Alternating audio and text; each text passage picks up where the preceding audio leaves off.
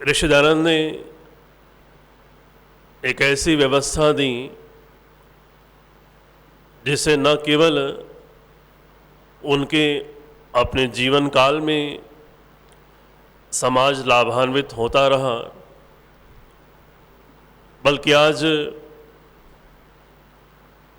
उनके न रहने पर भी हम उनके चिंतन से, उनके कार्यों से, उनके विचारों से लाभान्वित हो रहे हैं। आर्य समाज की स्थापना के माध्यम से उन्होंने एक ऐसा मंच हमें प्रदान किया, एक ऐसा स्थान निर्मित करके दिया जहाँ पर आकर के हम एक नई दृष्टि को पाते हैं। सांसारिक चिंतन हो अथवा आध्यात्मिक विषय हो, उन दोनों के प्रति ही हमें एक सोचने की नई दिशा मिलती है। वर्तमान में आर्य समाज और दूसरी तरफ जितने भी मत, पंथ, विचारधाराएं जो वेद से विपरीत हैं, वेद के अनुकूल नहीं हैं, उनको हम देखने का प्रयास करें तो ये हमारा सौभाग्य है कि आज हम आर्य समाज के प्रांगण में हैं और आर्य समाज से जुड़ने का हमें एक सुअवसर मिला है। कई बार कुछ लोगों के मुख से ऐसा हम सुन लेते हैं कि हम आर्य हैं, आर्य समाजी नहीं है। तो आर्य समाजी होने में क्या एक समस्या है, क्यों इसमें गर्व नहीं है? हमें एक तुलनात्मक अध्ययन करके देखना चाहिए कि ऋषि दयानंद का जो एक आर्य समाज है और दूसरी तरफ सारा का सारा समाज है, उन दोनों में क्या विशेषताएं हैं, कहाँ पर क्या न्यूनताएं हैं। ऋषि दयानंद ने और एक पूरी वैदिक परंपरा ने हमें जो एक चिंतन दिया है वो है सत्य असत्य के पहचान करने की जो बुद्धि, एक विश्लेषण करने का जो सामर्थ्य है, वो केवल इस वैदिक परंपरा में और आर्य समाज के पास में है, जो हमें ऋषियों से प्राप्त है। अन्य मत संप्रदायों में सत्य असत्य को पहचानने, जानने, उसका विश्लेषण करने, आकलन करने का सामर्थ्य नहीं है। ये दोनों ही स्थानों पर एक मूल अंतर है। हम किसी भी बात का विश्लेषण कर सकते हैं, सोच सकते हैं, उसको जांच परख सकते हैं, क्योंकि हमारी बुद्धि को सीमित नहीं किया गया।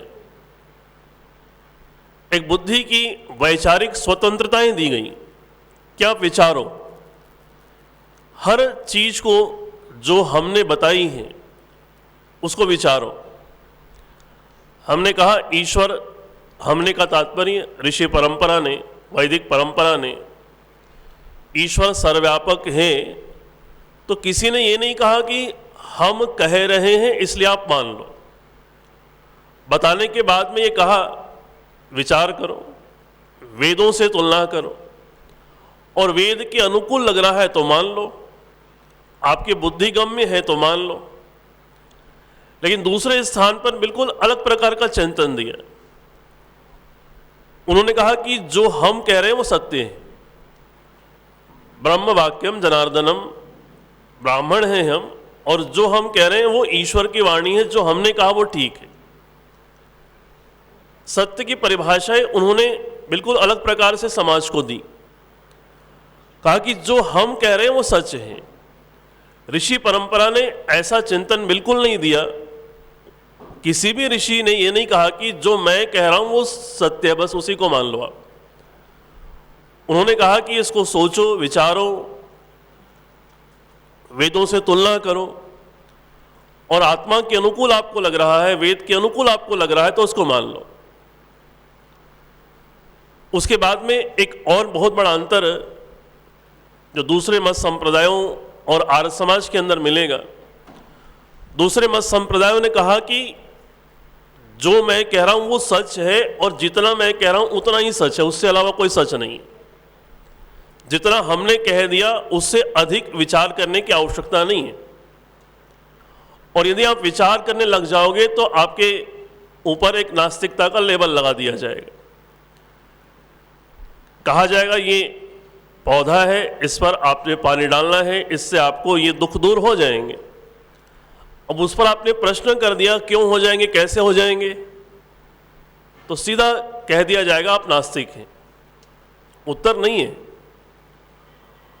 और वहां पर एक बात हुई कि जो हमने कहा वही सच है, जितना हमने कहा उतना ही सच है, उसके आगे बात मत करो, प्रश्न मत करो, शंकाएं मत करो, विचार मत करो, इतना ही सच है और यही सच है। और आर्य समाज ने, ऋषि परंपरा ने इस बात को बिल्कुल सीमित नहीं रखा। कहा इतना हमने सच को जान लिया है, आप और जानने का प्रयास करो, आप और अध्ययन करो, आगे और जानो, और वेदों पे जाओ, और चिंतन करो। ये हमारा चिंतन है, ये हमारी प्रस्तुति है। इतना ही नहीं है, आगे और भी है, अनंत है, ज्ञान अनंत है, वेद अनंत है, सत्य अनंत है, उसका विश्लेषण करते चले जाओ। अब ये जो बुद्धि को सीमित किया और मत संप्रदायों ने, और हमारी बुद्धि को असीमित कर दिया, ये सबसे बड़ा मौलिक अंतर आर्य समाज और उस पूरे संसार में जितने भी मत संप्रदाय हैं उनमें ये विद्यमान है। आर्य समाज में आकर के ही व्यक्ति बुद्धि का उपयोग करना सीखता है। अन्य मत संप्रदाय में बुद्धि कुंठित की जाती है। आपको सोचना नहीं है, विचारना नहीं, बस करते जाना, बिना सोचे विचारे आपको करते जाना है। अब सत्य असत्य को जानना, परखना, वो हमें एक सामर्थ्य तो दिया, लेकिन उस सामर्थ्य का उपयोग हम कितना कर पाते हैं वो अलग बात है। घर में आटा रखा हुआ है, किसी को कहा जाए भाई रोटी बना दो, कह रहे मुझे बनानी नहीं आती। आटा है वो एक अलग बात है, लेकिन उसका निर्माण करना आपको आता है कि नहीं आता है वो एक अलग कला है। तो ऋषि परंपरा ने हमको सत्य असत्य को परखने की कला तो दे दी, एक सामर्थ्य तो दे दिया। उस सामर्थ्य का कितना उपयोग हम कर पाते हैं वो हमारा अपना पुरुषार्थ है। और जहाँ जहाँ सत्य असत्य का उपयोग कर पा रहे हैं वहाँ सुख है, वहाँ शांति है, क्योंकि ये बहुत बड़ा एक जीवन की सफलता का कारण है कि सत्य असत्य को जान लेना, पहचान पाना कि ये सही है, ये गलत है, चाहे वो लोक व्यवहार हो, चाहे वो आध्यात्मिक क्षेत्र हो। सत्य असत्य की पहचान कर पाना ये जीवन की सफलता का बहुत बड़ा एक आधार है। और ये सामर्थ्य अन्य मत संप्रदायों में नहीं है, उनके पास में वो नहीं है, इसलिए सुखी होने का एक आधार, एक बहुत बड़ा कारण उनके पास में नहीं है। हमारे पास में अधिक अवसर है। आर्य समाज के विषय में बहुत प्रकार की भ्रांतियां समाज में प्रचलित की जाती हैं। उसमें एक बात कही जाती है, आर्य समाज के सिद्धांत बड़े जटिल हैं, और इस बात को हम बड़ी आसानी से स्वीकार भी करते हैं, और कई बार हम कहते भी हैं, मंचों से कह देते हैं कि आर्य समाज में लोग इसलिए नहीं आते क्योंकि आर्य समाज की बातें बड़ी जटिल हैं, कठिन है, और दूसरे मत संप्रदायों की बातें बड़ी सरल है, और मार्ग सरल है। अब इस बात को थोड़ा सा हम विश्लेषण करने का प्रयास करें, क्या वास्तव में ऐसा ही है? आपको वास्तविकता में आप देखने का प्रयास करेंगे तो ये समझ में आएगा ये बातें बिल्कुल गलत हैं। ये नरेशन किसने दिया और हमने क्यों स्वीकार किया और हमने उसका प्रचार करना क्यों शुरू कर दिया, पता नहीं है। लेकिन ये वास्तविकता से बिल्कुल परे है। आर्य समाज के सिद्धांत सर्वथा सरल है और दूसरे मत संप्रदायों के सिद्धांत अत्यंत जटिल है, कठिन है। उनको अपनाना, उनको जीवन में धारण करना बहुत कठिन है। वो हमारी चीज़ें बहुत सरल हैं। कुछ दिन पहले समालखा की तरफ मैं प्रचार में गया था, तो एक दंपत्ति जा रहे थे, किसी मंदिर की ओर जा रहे थे। वो पत्नी पैदल चल रही थी और पति सड़क पर लौटता लौटता जा रहा था। वो लौटता था, फिर उठता था, फिर लौटता था, फिर उठता था। यदि हमें आर्य समाज में ऐसे आने को कहा जाए तो सरल होगा कि कठिन हो जाएगा? यदि ये कहा जाए कि भी घर से निकलो आर्य समाज में और गुलाटी खाते खाते आते चले जाओ, कितना जटिल हो जाएगा। और ऐसा आना ये कहा जाए कि इससे पुण्य मिलेगा आपको, जो आर्य समाज में गुलाटी खाते खाते आएगा उसको सबसे ज़्यादा पुण्य मिलेगा, तो वो कितना कठिन हो जाएगा, कितना जटिल हो जाएगा। तो उनकी भक्ति कितनी जटिल है, कितनी कठिन है कि उनको 50 किलोमीटर 100 किलोमीटर जाना है तो पैदल जा रहे हैं या सड़कों पर लौट कर जा रहे हैं। वो कितना जटिल है, वो कितना कठिन है। वो शरीर को खराब कर लेना और उससे मिलना कुछ नहीं है। भयंकर गर्मी में, ज्येष्ठ के भयंकर गर्मी में आपको कहा जाए कि दिन भर पानी नहीं पीना है, ये ईश्वर की भक्ति होगी। निर्जला एकादशी का उपवास करना, इससे ईश्वर की भक्ति हो जाएगी। तो वो सरल होगा या कठिन होगा? वो कितना जटिल होगा? वो तो जटिलताएं कहाँ पर हैं, कठिनताएं कहाँ पर हैं? ईश्वर की भक्ति के लिए कहा जाए कि आपको ईश्वर की भक्ति करने के लिए यहाँ से 500 किलोमीटर दूर की यात्रा करनी है, या घर पे भी आपको ईश्वर की भक्ति करनी है तो एक मूर्ति लेके आनी है, आपको प्रसाद लेके आना है, बहुत सारी पूजा की सामग्री लेके आनी है, बहुत सारे संसाधन इकट्ठे करने हैं और आपको उसके बाद में ईश्वर की पूजा करनी है। और आर्य समाज कहे कि भाई कुछ नहीं करना, नहा धो के बैठ जाओ आंख बंद करके, कहीं नहीं जाना है। सरल कौन सा है, जटिल कौन सा है? वो कितना जटिल है कि वहाँ मूर्ति चाहिए, पूजा की सामग्री चाहिए, प्रसाद चाहिए, तमाम संसाधन चाहिए। वो कितना जटिल काम है वो। लेकिन जितना भी जटिल काम है उन लोगों ने कहा कि ये सरल है, और जितना सरल काम है हमें उन लोगों ने कहा कि आप जटिल हैं। और हमने स्वीकार किया कि हाँ आप सरल हैं और हम जटिल हैं।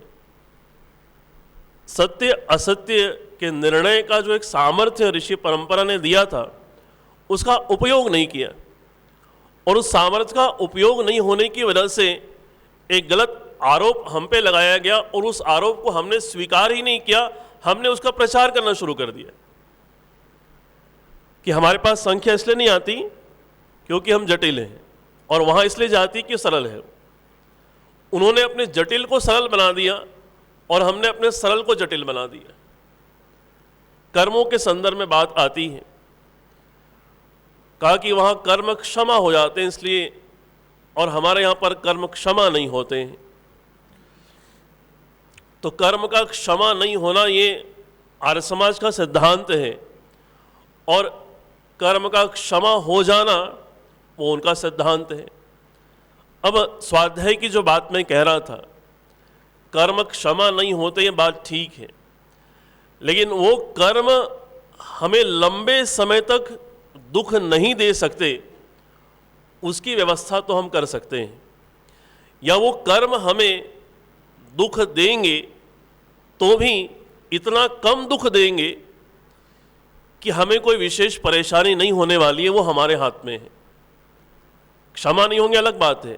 योग दर्शन का स्वाध्याय करें तो वहाँ पर इस बात की व्यवस्था दी गई कि चलो आपने कोई दोष कर दिया, अब उस दोष से आप अधिक प्रभावित ना हो उसके उपाय दिए उन्होंने। जेल जाना है तो वीआईपी सेल में जाके बैठ जाओ, कोई खास परेशानी नहीं होगी, दुख नहीं होगा। आराम से रहेंगे।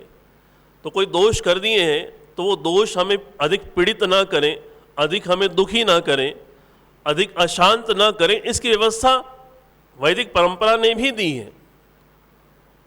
उन्होंने तो एक गलत व्यवस्थाएं दी, लेकिन सही व्यवस्थाएं हमें वैदिक परंपरा ने दी हैं। क्या कहा यदि आपको दोष कोई हो गया, त्रुटि हो गई, पाप हो गए, तो अपने पुण्य कर्म बढ़ाते चले जाओ। आपके जीवन में 10-20 पाप कर्म हो गए तो इतने पुण्य बढ़ा लो, इतने पुण्य बढ़ा लो कि वो पाप कर्म फल देने का उसको अवसर ही नहीं आएगा। वो पाप कर्म आपको फल ही नहीं दे पाएंगे लंबे समय तक, कई जीवनों तक फल नहीं दे पाएंगे आप। वो हमारे हाथ में वो उपाय दिया, वैदिक व्यवस्था दी, तो सरल है वो। तो इसलिए आर्य समाज के साथ जुड़ करके जो एक हमें सरलताएं हैं, सत्यासत्य को जानने का एक सामर्थ्य है, वो एक बहुत बड़ा गौरव है, एक बहुत बड़ा अवसर है। और इसलिए जितने भी मत संप्रदाय इस दुनिया के अंदर आज हैं, वो सारे के सारे इन चीज़ों से वंचित हैं। वो सत्य असत्य को जान नहीं सकते, वो सत्य असत्य को जान करके उसका सामर्थ्य का उपयोग नहीं कर सकते। वो जटिलताओं की ओर जाएंगे, निष्फल कर्म को करेंगे, निष्फल परिणामों की ओर जाएंगे। इसलिए ऋषि दयानंद का एक बहुत बड़ा उपकार हमारे ऊपर रहा कि उन्होंने आर्य समाज की स्थापना की, और आर्य समाज के साथ में हमें जुड़ना चाहिए और गर्व के साथ बोलना चाहिए हम आर्य समाजी हैं, क्योंकि हमें ये अवसर मिले हैं, दूसरों को ये अवसर नहीं मिले हुए हैं। इन अवसरों का लाभ हमें स्वयं उठाना चाहिए और अन्यों को उठाने के लिए भी प्रोत्साहित करना चाहिए। 100 से अधिक देशों में देखा जाने वाला, सर्वाधिक लोकप्रिय और सबसे अधिक फॉलोअर्स के साथ पूरी दुनिया में आर्य समाज के विचारों का प्रचार करने वाला एकमात्र चैनल वैदिक प्रचार।